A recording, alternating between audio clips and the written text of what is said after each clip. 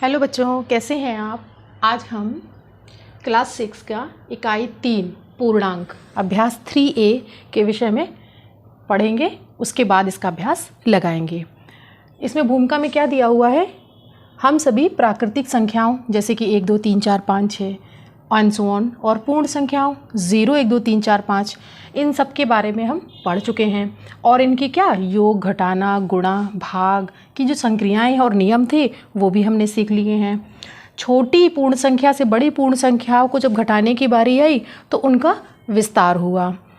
अब हम पूर्ण संख्याओं की आवश्यकता क्यों पड़ी पूर्णांकों की, उनके विषय में पढ़ेंगे आज। बच्चों, इन सारी चीज़ों को हम एक एक उदाहरण से समझ लेते हैं। जैसे कि दाएं बाएं जाना। यहाँ पर दो लोग हैं, एक इधर जा रहे हैं दाहिनी ओर, एक बाईं ओर जा रहे हैं। एक ही स्थान से वो दोनों चलना स्टार्ट करते हैं। तो जब हम इस दिशा में जाते हैं, यानी कि इधर अगर हमारा पूरब है, इधर पश्चिम है, तो हम इसे प्लस में लेते हैं पूरब दिशा में। और जब हम विपरीत दिशा में जाते हैं तो उसे हम माइनस से दर्शाते हैं। तो इस तरीके से विपरीत परिस्थितियों में हमें माइनस की आवश्यकता यहाँ हुई। अगर हम ये कहेंगे कि ये 5 किलोमीटर आगे गए तो ये +5 पूरब दिशा की ओर, तो ये 5 किलोमीटर इतना हो जाएगा। और जब ये कहेंगे हम पश्चिम दिशा की ओर गए तो हम उसे -5 किलोमीटर ऐसे करके दर्शाते हैं। जैसे सीढ़ियाँ हैं, सीढ़ियाँ हम छत की ओर जाते हैं, जैसे हम 2 सीढ़ी चढ़ के गए तो कितना हो जाएगा, ये +2 हो जाएगा। लेकिन अगर हम वही तहखाने की ओर नीचे उतर करके जाते हैं 2 सीढ़ी तो कितना हो जाएगा, वो -2 में दर्शाया जाएगा। तो यानी कि यहाँ पर हम प्लस लेते हैं और यहाँ नीचे जब चलते हैं तो हम यहाँ पर माइनस लेकर के चलते हैं। उसके बाद दिशाएं हमारी पूरब, पश्चिम, उत्तर, यहाँ पे नॉर्थ, साउथ, तो इसमें भी यहाँ पर प्लस चलता है। ऊपर जाते हैं तो प्लस जाता है, जब हम बाईं ओर जाते हैं तो नेगेटिव हो जाता है, और जब हम नीचे जाते हैं साउथ की ओर तो वो नेगेटिव हो जाता है। जैसे कि हम 3 मात्रक पूरब की ओर गए तो +3, पश्चिम की ओर गए तो -3, अगर हम उत्तर की ओर जाएंगे तो फिर वो वापस प्लस हो जाएगा, और उसके बाद इधर साउथ जाएंगे तो वो भी माइनस हो जाएगा। हमारा लाभ हानि में क्या होता है, अगर हमें लाभ होता है, जैसे मान लीजिए हमें 250 रुपये का लाभ हुआ, तो उस लाभ को हम कैसे दर्शाएंगे, प्लस रुपये कितना, 250।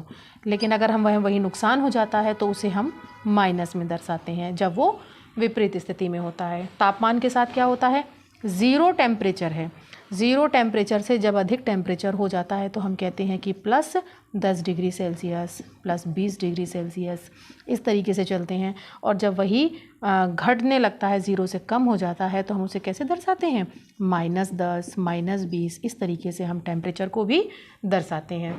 तो इन सब उदाहरणों से हमें सिर्फ एक चीज़ पता चलती है कि जब हम अपने सही दिशा में जा रहे होते हैं तो हम प्लस लेकर के चलते हैं, लेकिन जब विपरीत परिस्थितियां हमारी आती हैं तो कैसे चलता है, ये हमारे माइनस चिन्ह के साथ में हमको लेना पड़ता है पूर्णांकों को। जबकि यहाँ पर माइनस का स्थान भी नहीं बताते हैं, लेकिन जब व्यवहारिक जीवन में आते हैं तो हमारे लिए ऋणात्मकता बहुत बड़ा महत्व, विपरीतता का बहुत बड़ा महत्व इसमें देखने को मिलता है। चलो बच्चों, एक बार हम पूर्णांकों के चार्ट पर नज़र डालते हैं। 0, +1, +2, +3, +4, यहाँ पर -1, -2, -3, -4, ये सब क्या हैं, ये सब हमारे पूर्णांक हैं। लेकिन इन पूर्णांकों में अगर हम यहाँ पर -1, -2, -3 जो ये वाले हैं इनको अलग कर दें तो ये क्या हो जाते हैं, हमारे ऋणात्मक पूर्णांक केवल होंगे। और पूर्ण संख्याएं इसमें कौन सी हैं, 0, 1, 2, 3, 4 एंड सो ऑन, यानी कि 0 से लेकर के जो इस तरफ के हैं ये प्लस वाले, ये सभी पद कैसे हो जाएंगे, ये हमारे पूर्ण संख्याएं हैं। लेकिन अगर इनमें से और आगे चलते हैं, इससे हम शून्य को अलग कर दें, शून्य को अलग कर दिया हमने, और यहाँ से अब हम +1, +2, +3, +4 एंड सो ऑन इनको अलग कर दें तो ये क्या हो गए, हमारे धन पूर्णांक हो गए। यानी शून्य और धन पूर्णांक मिल करके बनती हैं पूर्ण संख्याएं, ये तो आप जानते हैं पहले से ही।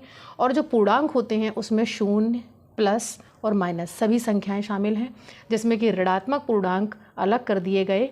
अब यहाँ पर पूर्ण संख्याएं अलग हुई तो शून्य भी अलग हो गया और धन पूर्णांक भी अलग हो गए। इस तरीके से तो जो यहाँ पर जो +1 +2 +3 और यहाँ पर -1 -2 -3 -4 ये जो पूर्ण संख्याएं हैं ये कैसी हैं? ये एक दूसरे की विपरीत पूर्णांक हैं। क्या है ये एक दूसरे के? ये विपरीत पूर्णांक एक दूसरे के कहलाते हैं। जैसे अगर विपरीत पूर्णांक में +5 है और उसको अगर हम यहाँ पर -5 से जोड़ दें तो क्या हो जाएगा? यहाँ पर प्लस का 5 प्लस माइनस -5 और ये 0 हो जाएगा। दो विपरीत पूर्णांकों का योग करने पर उसका मान क्या हो जाता है? 0 हो जाता है। अब 0 का योगात्मक प्रतिलोम क्या है? स्वयं 0 होता है। स्वयं 0 को जोड़ दें तो ये 0 ही रहेगा। ये इसका योगात्मक प्रतिलोम होगा। और ये कैसा पूर्णांक है? ये ना धनात्मक है और ना ही ऋणात्मक है। 0 जो है आपका ना ही ये धनात्मक पूर्णांक है और ना ही ऋणात्मक पूर्णांक है। 0 यहाँ पर पूर्णांक के बीच में दिया हुआ है। अब बच्चों हम इसका निरपेक्ष मान और जानते हैं। पूर्णांकों का निरपेक्ष मान, इसको हम संख्या रेखा पर देखेंगे। 0 से अगर हम प्लस की ओर चलें,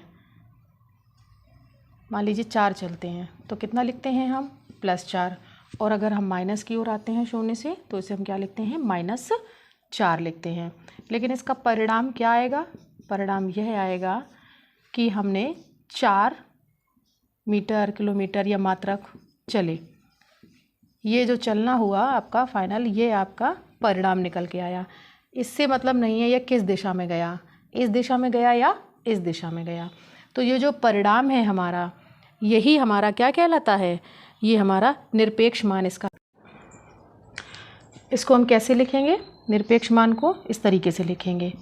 ये यहाँ ऐसे दर्शाएंगे इसको। ये अगर इसके अंदर आए और अगर फिर भी निरपेक्ष मान कितना आएगा? परिणाम में 4 आएगा।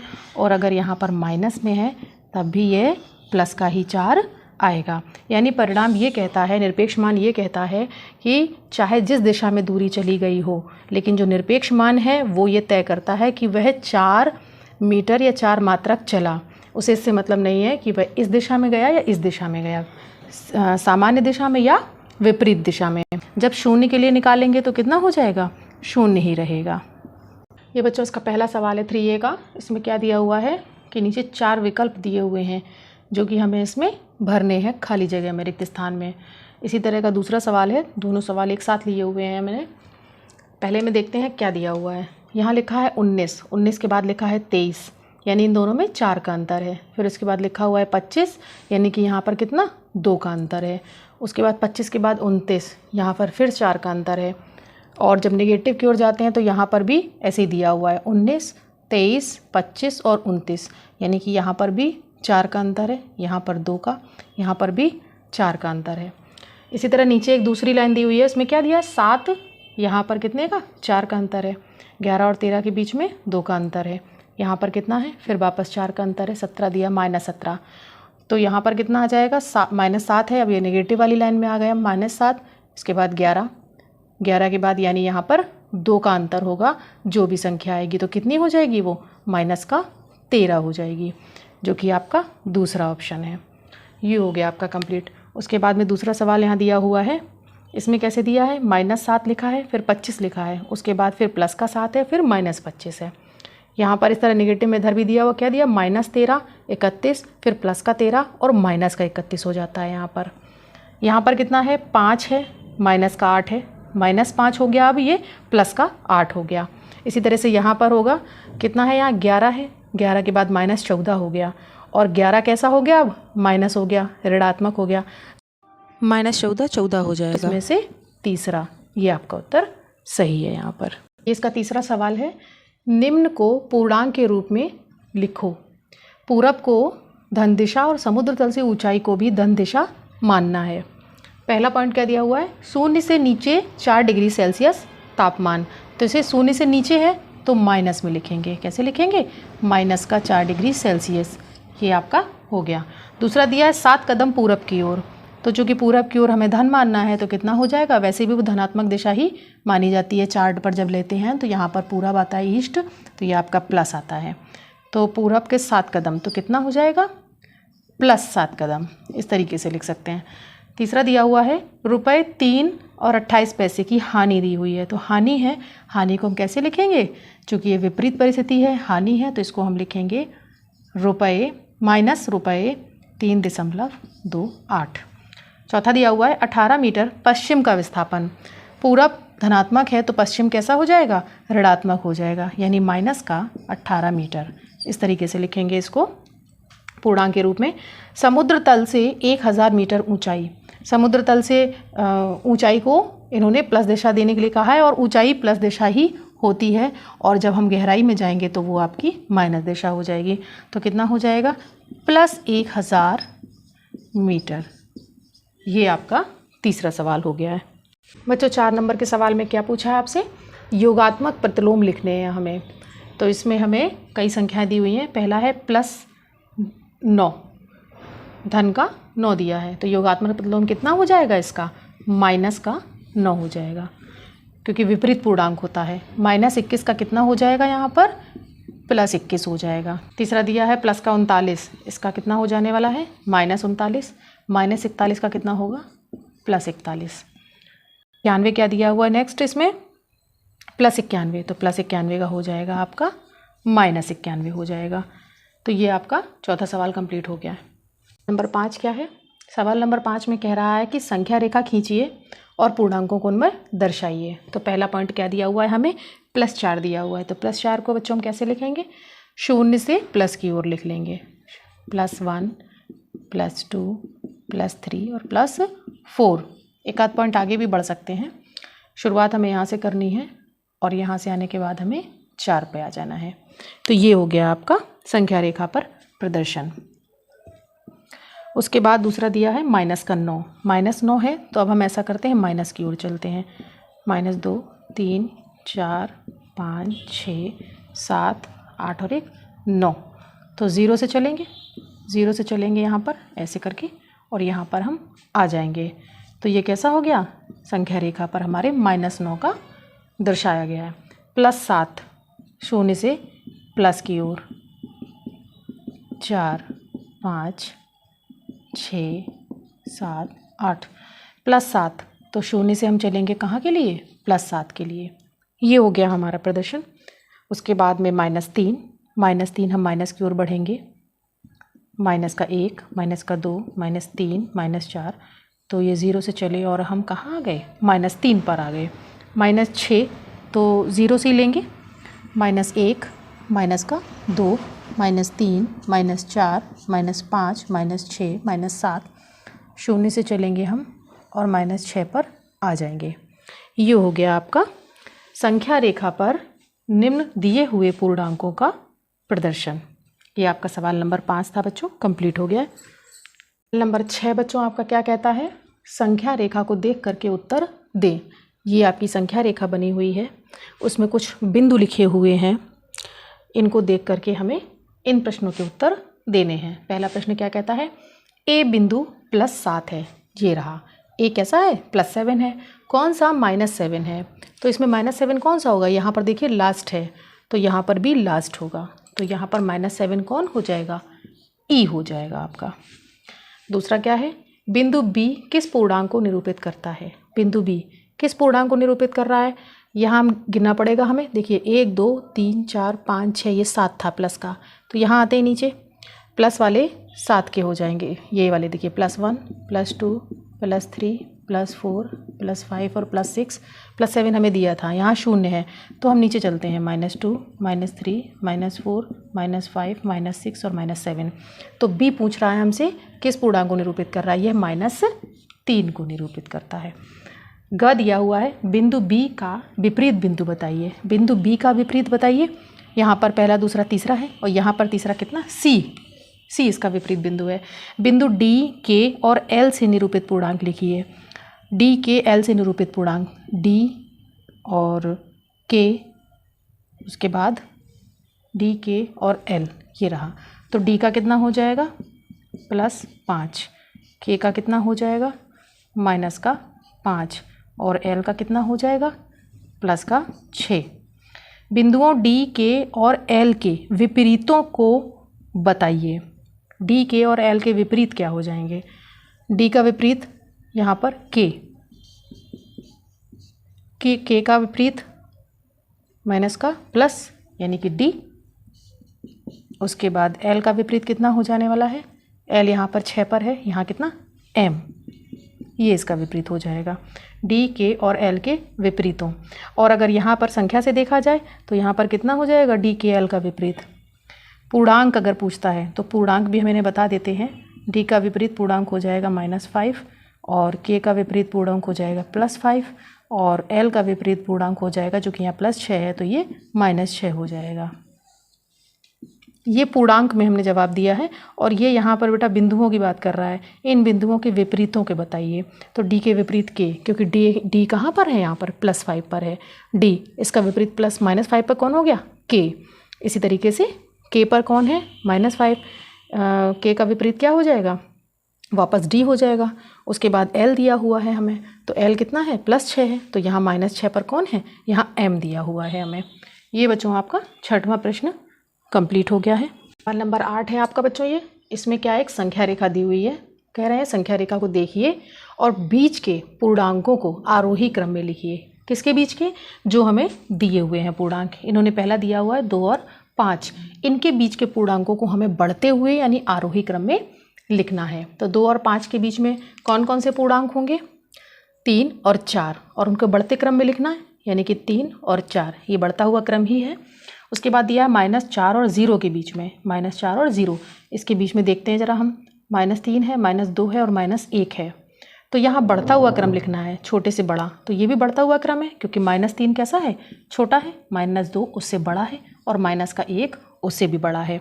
क्योंकि ऋणात्मक में संख्याएं कैसी होती हैं, जैसे बढ़ती जाती हैं ऋणात्मक में वैसी वैसी और अधिक कम होती चली जाती हैं। और जब ऋणात्मक में हम उल्टी दिशा में चलते हैं तो वह उनका मान अधिक हो जाता है, इसलिए यह आरोही क्रम हुआ, सबसे छोटा उससे बड़ा और उससे बड़ा। 3 और 8 के बीच में, 3 और 8 के बीच में देख लेते हैं, 4, 5, 6 और 7, 4, 5, 6 और 7, ये बढ़ता हुआ क्रम ही है इसका।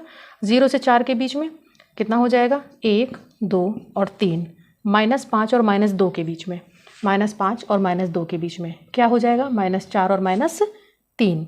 तो -4 छोटा है, -3 बड़ा है, तो ये आरोही क्रम हो गया छोटे से बड़े की ओर।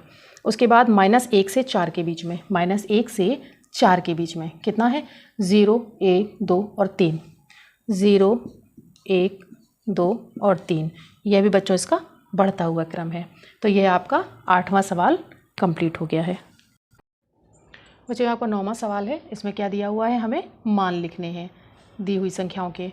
तो यानी कि इसमें हमें क्या करना है, निरपेक्ष मान निकाल के देना है। कितना हो जाएगा, -13 का 13 हो जाएगा, 12 का 12 ही रहेगा, -37 है लेकिन ये बाहर आकर धनात्मक ही रहेगा, 0 का 0 हो जाएगा, -47 का 47 हो जाएगा और 101 101 ही रहेगा, क्योंकि हमें इसमें परिणाम से मतलब है। ठीक है, ये 10वां सवाल है बच्चों आपका, लास्ट प्रश्न है ये इस अभ्यास का। इसमें आपको सत्य असत्य की पहचान करनी है और लिखना है। पहला पॉइंट क्या दिया हुआ है, सबसे छोटा पूर्णांक 0 है, ये असत्य है, क्योंकि सबसे छोटे पूर्णांक में हम लोग 1 को मानते हैं, 0 को नहीं लिया जाएगा। 0 का विपरीत नहीं होता है, हाँ ये सत्य है, 0 का विपरीत नहीं होता है, स्वयं 0 ही है वो। और -17 इज़ ग्रेटर देन -5, क्या कह रहे हैं, -17 इज़ ग्रेटर देन -5, यानी कि 17 क्या बड़ा है -5 से, नहीं, यह भी असत्य है, क्योंकि ऋणात्मक में संख्याएं जितनी बड़ी होती जाती हैं मान उनका उतना ही कम होता जाता है। एक धनात्मक पूर्णांक अपने योगात्मक प्रतिलोम से बड़ा होता है, सत्य है ये, क्योंकि कोई भी धनात्मक पूर्णांक अगर हम ले लें, जैसे +5 ही ले लें, तो उसका वो योगात्मक प्रतिलोम क्या होगा, -5, तो उससे क्या होगा, हमेशा बड़ा ही होगा। तो ये बात सत्य है। एक ऋणात्मक पूर्णांक अपने योगात्मक प्रतिलोम से बड़ा होता है, एक ऋणात्मक पूर्णांक अपने योगात्मक प्रतिलोम से बड़ा होता है, नहीं, ये असत्य है। 0 एक पूर्णांक नहीं है, यह भी असत्य है, क्योंकि 0 एक पूर्णांक है, ना वो धनात्मक है ना ही वो ऋणात्मक है। 0 का योगात्मक प्रतिलोम 0 है, सही है, ये सत्य है। 0 का योगात्मक प्रतिलोम क्या है, 0 ही होता है। बच्चों ये आपका 3A अभ्यास कंप्लीट हो चुका है। अगर आपको इसमें कहीं समस्या आती है तो आप हमसे कमेंट में पूछ सकते हैं। चैनल को सब्सक्राइब करते रहिए, वीडियो को शेयर करते रहिए और लगाते रहिए गणित मेरे साथ।